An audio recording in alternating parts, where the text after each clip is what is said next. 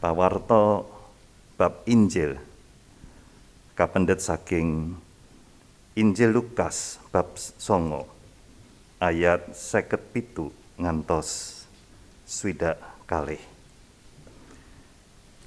Bacaan Injil terambil dari Lukas pasal ke-9 ayat yang ke-57 sampai dengan 62.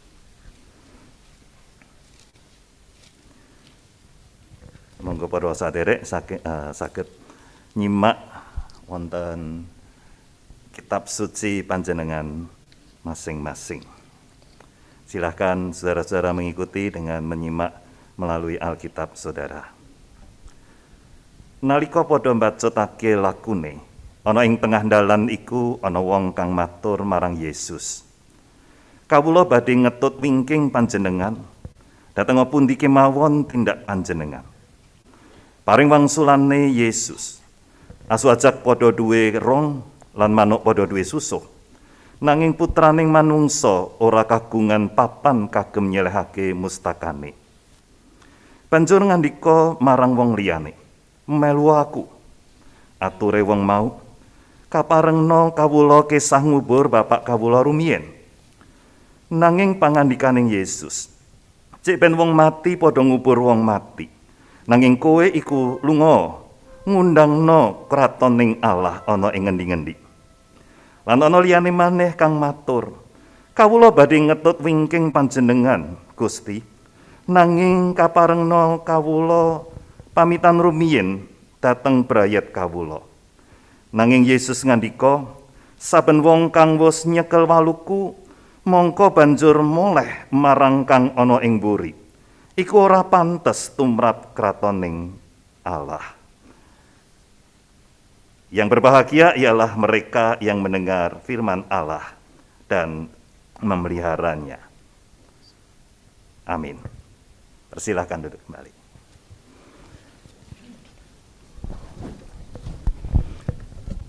Sugeng siang para sedherek sedaya ingkang katresnan dumateng Gusti Yesus. Ya, selamat siang saudara-saudara yang terkasih di dalam Tuhan Yesus. Ya, saya akan pakai bahasa Indonesia aja deh nanti daripada harus menerjemahkan 2 kali. Saudara, bacaan kita dari Injil Lukas pasal yang ke-9 ayat yang ke-57 sampai dengan 62 ini merupakan bacaan dari satu tema, tolong slide-nya, yaitu murid yang mengikut Yesus. Saudara, kalau kita melihat akan hari-hari ini ataupun apa yang hari-hari ini suka diberikan di dalam media sosial, maka kita sering melihat bahwa kalau Facebook itu ada silahkan like, tetapi bukan hanya like, tapi juga subscribe. Sedangkan kalau IG ada juga yang namanya follow. Nah, saudara, Kyle Idleman, ya, dalam satu bukunya Not a Fan, dia menjelaskan mengenai bahwa Yesus itu tidak pernah menghendaki adanya penggemar, tetapi pengikut. Nah, saudara, itulah yang juga hari ini kita bersama melihat kata mengikut. Saudara, menarik karena di dalam Lukas pasal yang ke-9 kata mengikut itu paling tidak sudah dinyatakan 6 kali. Dari Injil Lukas yang keseluruhannya kata mengikut yang sama itu dipakai 17 kali. Dengan kata lain, kata mengikut ini merupakan satu kata yang cukup kuat di dalam Injil Lukas pasal yang ke-9. Bahkan kita bisa melihat hal itu ada 3 kali di dalam ayat ini. Ayat-ayat yang kita baca dalam perikop ini. Sehingga itu merupakan satu center atau sentral yang sangat kuat di dalam bagian apa yang kita baca. Dan menarik kalau kita melihat dalam hubungannya dengan perikop yang sebelumnya dan yang sesudahnya, kita bisa melihat bagaimana pada waktu itu Tuhan Yesus sebelumnya dinyatakan oleh Lukas. Dia sampai ke Samaria, tetapi Samaria menolak. Sehingga murid Yesus ada yang mengatakan, "Apa kami harus datangkan hukuman atas Samaria ini?" Dan kalau kita melihat selanjutnya dalam pasal yang ke-10, di situ Lukas menuliskan bagaimana Tuhan Yesus mengutus murid-muridnya yang mengikut dia.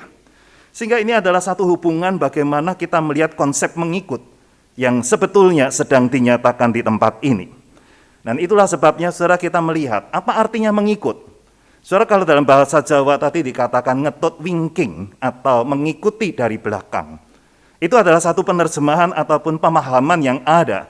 Tetapi selain dari pemahaman mengikut itu artinya mengikuti dari belakang, artinya menempatkan Yesus di depan, bukan kita yang di depan, tetapi Yesus yang berada di depan kita. Sehingga kemana Yesus pergi, di situ orang mengikuti. Kemana Yesus berbelok, di situ kita berbelok. Dengan kata lain, kita tidak melakukan apa yang kita mau, tetapi apa yang Allah lakukan atau yang Kristus lakukan. Namun kata ini juga bisa diartikan dengan arti yang berbeda, yaitu, next slide, yaitu kata ini juga dipakai dengan kata berpaut atau cleave, and to be conform. Berpaut dan menjadi serupa. Sehingga kata mengikut itu bukan hanya sekedar situasi biasa. Menarik kalau di dalam Injil Lukas ini tidak menunjukkan siapa yang mengatakannya. Sementara di dalam Injil Matius pasal yang ke-8 dikatakan bahwa yang mengatakan seperti itu adalah seorang ahli Taurat. Yang sebetulnya boleh katakan seorang ahli Taurat memang tentunya lebih tahu tentang Taurat, tetapi mau mengatakan aku mau mengikut. Tapi Lukas tidak menunjukkan. Kenapa? Karena sebetulnya bukan masalah posisi, bukan masalah apa yang dia punyai sebelumnya. Tetapi apa yang sebetulnya menjadi arti dari mengikut itu. Itulah yang penting sebetulnya yang diberikan di tempat ini. Nah, saudara, ketika kita melihat di dalam kepengikutan atau seringkali ketika kita membicarakan tentang mengikut Yesus, maka seringkali yang terbayang ataupun yang terbaca di dalam pikiran kita adalah kita mengikut. Dan di situ dalam kita mengikut, kita mendapatkan apa yang menjadi manfaat dari kepengikutan kita. Kita mengikut Yesus oleh karena keselamatan yang diberikan. Kita mengikut Yesus oleh karena kuasa Allah yang menolong dan memampukan. Kita mengikut Yesus oleh karena ada sesuatu yang diberikan, yang disediakan oleh Allah untuk kita. Dengan kata lain, saudara, seringkali kepengikutan itu masih diwarnai dengan keinginan-keinginan untuk mendapatkan sesuatu. Nah, saudara, yang menarik di tempat ini ketika kita melihat, maka perikop yang kita baca dalam pasal yang ke-9 ayat yang ke-57 sampai 62 itu tidak sedang berbicara tentang apa yang bisa kita dapatkan. Dan itulah konsep yang saya ingin ajak kita bersama renungkan ataupun ingat melalui kata murid yang mengikut Yesus ini. Next slide. Ya. Saudara, apa yang kita bisa lihat dari dalamnya? Yaitu apa yang disebut dengan saya katakan, oke, sudah disebutkan di situ, ya udah saya masukkan aja gitu ya. Jadi dengan satu jembatan keledai yang saya biasa berikan, kali ini adalah anyam sepatu yang sehat, begitu ya.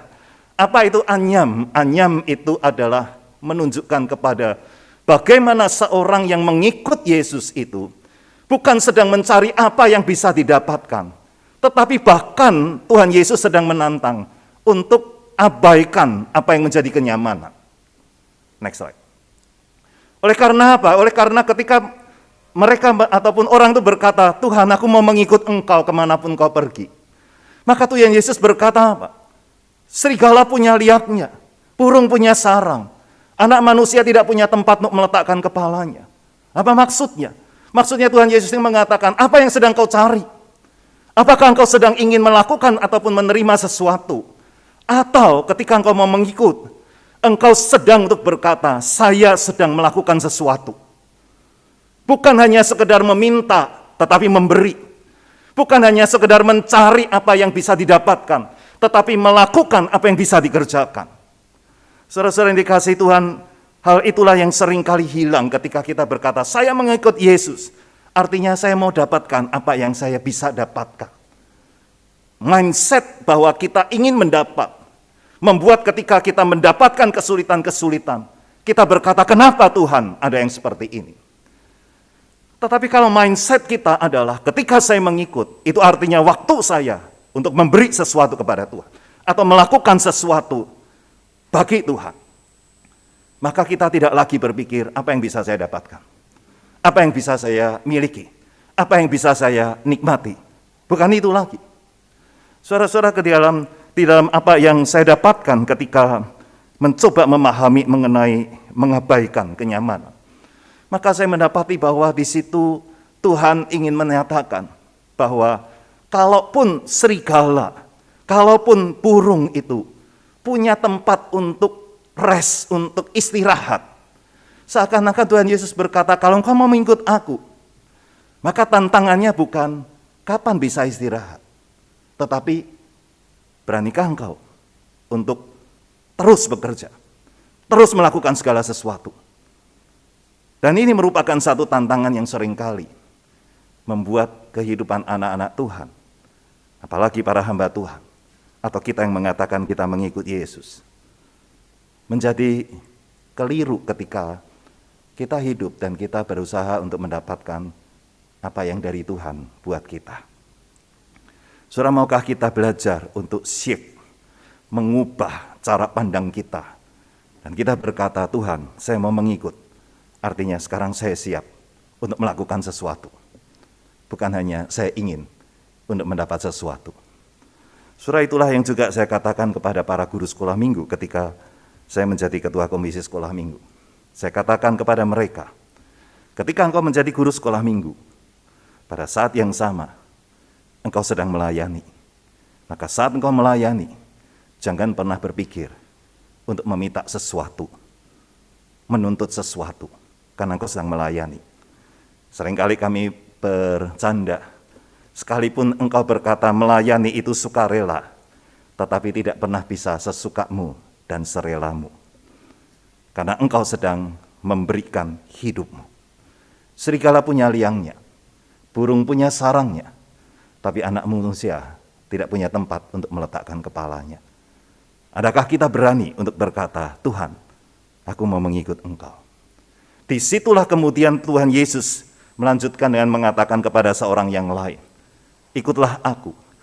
Tapi orang itu berkata, aku mau menguburkan lebih dahulu orang tuaku. Saudara, menarik ketika dikatakan demikian itu bukan berarti orang tuanya sudah dalam kondisi yang sulit ataupun sudah tidak lagi bisa apa-apa. Tetapi sebetulnya dia sedang berkata bahwa aku punya tugas. Yaitu apa? Sebagaimana di dalam Taurat, untuk memelihara orang tua. Dan seakan-akan dia mau berkata, oh aku punya tugas lain. Ini tugas yang aku punyai. Aku mengerjakan sesuatu. Maka Tuhan mengatakan, biarlah orang mati menguburkan orang mati. Tetapi engkau, pergilah dan kabarkanlah Injil Allah itu kemana-mana atau kemanapun juga. Surah ini menunjukkan kepada apa yang Tuhan mau, yaitu yang saya katakan dengan sepatu ini. Setia pada tugas. Saudara, kalau tadi saudara memperhatikan bacaan dari Perjanjian Lama, yaitu dari satu raja-raja tentang bagaimana Elia yang pada waktu itu merasa capek, merasa ketakutan, lalu pergi menyembunyikan diri dan akhirnya dibawa ke gunung Allah. Dan ketika di sana Tuhan menanyakan kepada dia, Elia, apa kerjamu di sini? Dan pada waktu Elia mengatakan, aku sudah seperti ini, dan dia merasa bahwa dia tidak bisa lagi apa-apa. Apa yang dikatakan oleh Tuhan? Tuhan tidak berkata, oke, kalau gitu istirahatlah. Enggak, Tuhan katakan, sekarang kau pergi. Urapi Elisa, urapi Yehu. Ada tugas yang lain yang sedang menanti, dan kau harus kerjakan itu. Saudara, kepengikutan kita kepada Kristus itu identik dengan mengerjakan dan stick on your duty. Dan lekat dengan apa yang menjadi tugasmu. Apapun yang menjadi tugas kita, apapun yang menjadi bagian kita. Itulah sebabnya saya suka sekali dengan apa yang dikatakan Pengkhotbah 9 ayat yang ke-10. Segala sesuatu yang dijumpai oleh tanganmu untuk dikerjakan, kerjakanlah itu dengan sekuat tenaga. Oleh karena itulah bagian kita, kalau mindset kita sudah adalah mindset mau melakukan tugas, maka Tuhan maju satu langkah lagi. Sekarang engkau stick on your duty, stick on your work. Lakukan apa yang menjadi tugasmu, lakukan apa yang menjadi tanggung jawabmu. Tidak perlu melihat yang lain, tidak perlu mengukur dan mengatakan yang lain lebih enak dan lain sebagainya. Kalau itu bagianmu dan Tuhan berikan di tanganmu, kerjakan itu dengan sekuat tenaga. Saudara, ini merupakan satu hal yang sangat kuat diberikan. Saya ingat saya pernah membaca satu kisah tentang prajurit ataupun the Navy SEAL, orang-orang yang menjadi angkatan lautnya dari Amerika, yang mempunyai satu slogan, Semper Fi, atau selalu setia. Slogan ini menjadi satu slogan di mana mereka ketika melakukan apa yang menjadi perjuangan sebagai seorang Navy SEAL, mereka selalu berkata, kami akan terus setia menyelesaikan tugas apapun itu yang ada di depan kami. Dan itulah satu semangat yang kuat yang terus mendorong mereka sehingga mereka bisa menyelesaikan segala sesuatu yang ditugaskan pada mereka, whatever the cost, apapun juga yang menjadi biaya yang harus dibayar, harga yang harus dibayar. Nah, inilah yang juga yang Tuhan inginkan. Mau mengikut, bayar harga. Mau mengikut, kerjakan tugas dengan satu kesungguhan, dengan satu kesetiaan. Dan ketika orang yang ketiga berkata, Tuhan, aku mau mengikut, tapi biarkan aku untuk berpamitan dulu. Maka Tuhan berkata, orang yang sudah siap untuk membajak, namun menoleh ke belakang, dia tidak layak untuk kerajaan surga. Saudara, apa artinya di sini? Ini kita ngomong soal bagaimana kesepenuhhatian dari seorang yang mengikut. Ketika dikatakan aku mau pamitan dulu, ini beda dengan apa yang dikatakan oleh Elisa ketika dia berkata, aku mau ngomong dulu kepada ayahku. Oleh karena apa? Oleh karena Elisa tidak berpaling dari apa yang menjadi panggilan ketika Elia itu memberikan jubahnya kepada Elisa. Sehingga Elia berkata, pergi. Tapi ingat apa yang sudah terjadi saat ini. Dan itulah yang membuat Elisa mengikut. Dia tidak menoleh ke belakang. Tetapi apa yang diberikan oleh orang ini ketika berkata, saya ingin ikut, tapi izinkan saya untuk berpamitan dahulu. Artinya, ini sebetulnya ingin menunjukkan kepada dia masih mendua hati. Masih tidak sungguh-sungguh, ya mungkin bisa kalau orang lain menginginkan atau kalau diizinkan. Tidak sangat satu kepenuhan ataupun satu tekad sikap hati yang sepenuhnya.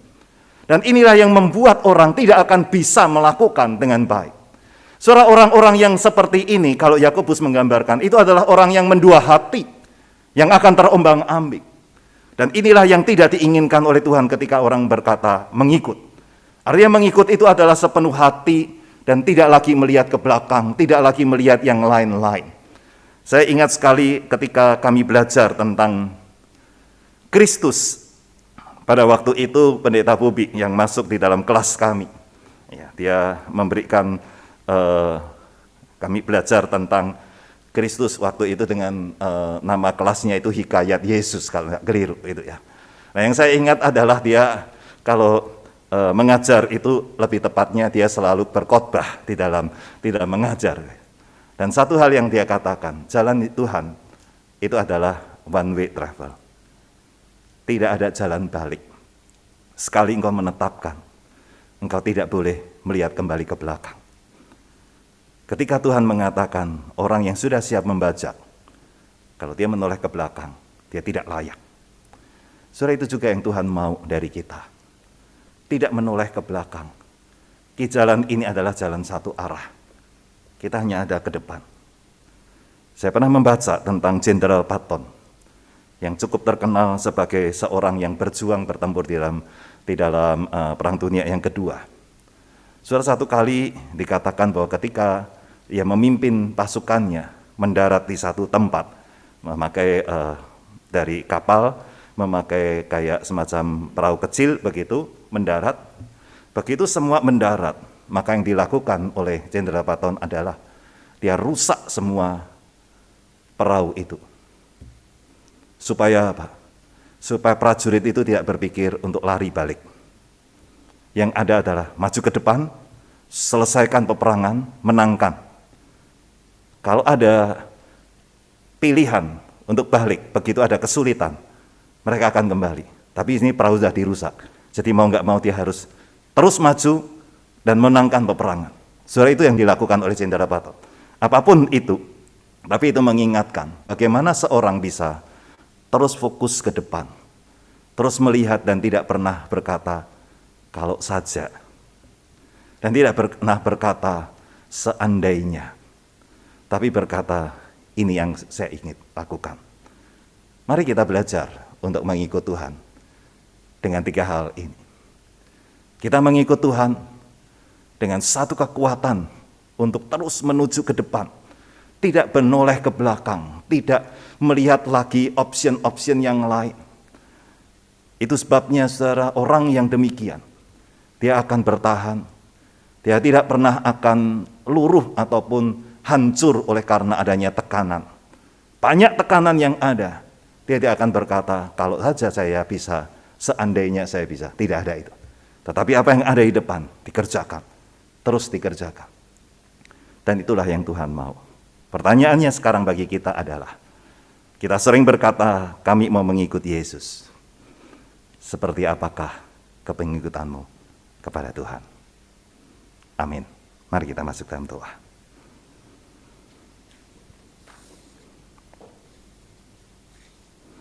Saudara, berinakah kita untuk berkata, Tuhan, saya mau mengikut Engkau, bukan hanya mencari apa yang Engkau berikan kepadaku, tetapi saya berani untuk mengabaikan dan tidak lagi melihat kenyamanan menjadi pencarian, tetapi mendedikasikan hidup yang saya miliki untuk Tuhan. Beranikah kita berkata dan maukah kita berkata kepada Tuhan, Tuhan, saya mau mengikut, yang berarti saya akan setia pada tugas apapun yang Kau berikan untuk saya kerjakan. Apapun yang Kau berikan di tanganku, itu yang akan ku kerjakan dengan sekuat tenaga.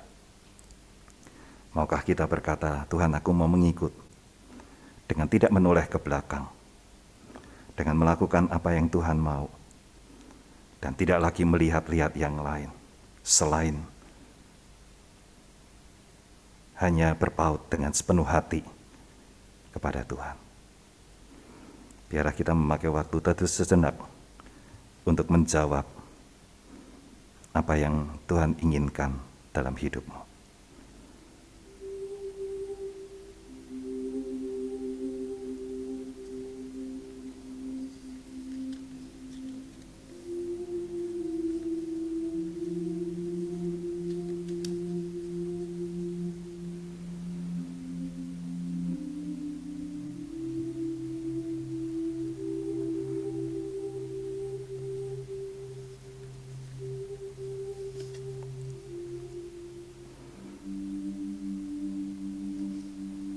Ya Tuhan, kiranya Engkau tolong kami, supaya setiap komitmen, setiap pikiran-pikiran yang kami miliki di dalam dan bersama-Mu hari ini, tekad yang kami katakan untuk mengikut-Mu, sungguh itu menjadi sesuatu yang kami wujud nyatakan dalam hidup kami di dalam dan bersama-Mu. Terima kasih Tuhan, ini doa kami. Dalam Tuhan Yesus kami berdoa.